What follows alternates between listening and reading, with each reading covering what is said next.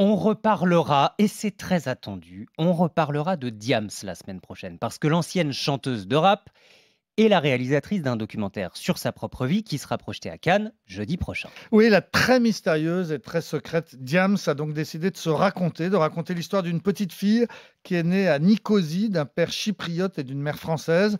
Après le divorce de ses parents, elle revient en France avec sa mère et elle grandit dans l'Essonne entre Brunoy, Massy et Orsay. À 15 ans, elle fait une tentative de suicide. À 17 ans, elle est frappée par son mec. En première, elle arrête le lycée, mais elle a déjà découvert le rap. Elle a créé son premier groupe lorsqu'elle était en troisième. Mélanie Georgiades, de son vrai nom, choisit alors le pseudonyme de Diams parce qu'elle a appris que seul un diamant peut briser un diamant. Le succès va vite venir. Jamel Debbouze, qui l'a repéré, va aussi beaucoup l'aider.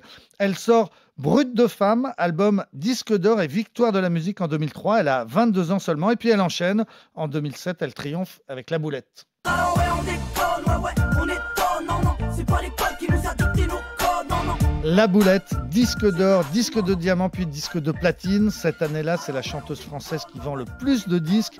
Elle fait une tournée des Zéniths. Elle a sa statue qui entre au musée Grévin. Elle est célèbre et grande gueule. Elle milite contre les violences faites aux femmes, pour les sans-logement, contre le Front National. Elle chante Marine, une chanson contre Marine Le Pen. Elle chante aussi Ma France à moi et sur scène, elle traite Sarko de facho. Ma France à moi ne vit pas dans le mensonge, avec le cœur et la rage à la lumière, pas dans l'ombre. C'est pas ma France à moi, cette France profonde. Et puis, en 2012, tout s'arrête. Oui, tout s'arrête parce qu'elle l'a décidé. Elle apparaît voilée à la télévision dans une interview à 7 à 8 sur TF1, une interview qui a marqué. Elle annonce la fin définitive de sa carrière de chanteuse. En même temps, elle publie une autobiographie intitulée Autobiographie. Elle y raconte avoir souffert d'une profonde dépression au moment de ses plus grands succès. Elle a été diagnostiquée bipolaire, soignée à l'hôpital Sainte-Anne à Paris, et elle explique que c'est la religion et sa conversion à l'islam qui l'ont aidée à s'en sortir.